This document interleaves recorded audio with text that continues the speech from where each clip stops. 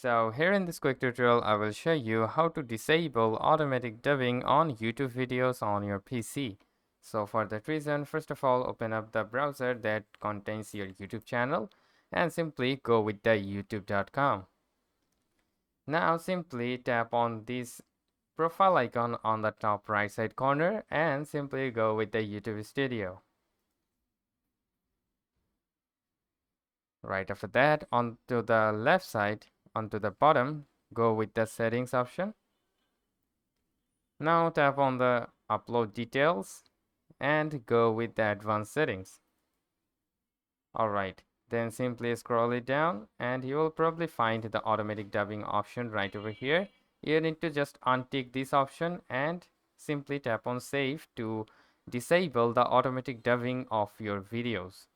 So that's how you can simply do it. Hope this video helps you out. If yes, please leave a like and we'll see you next time.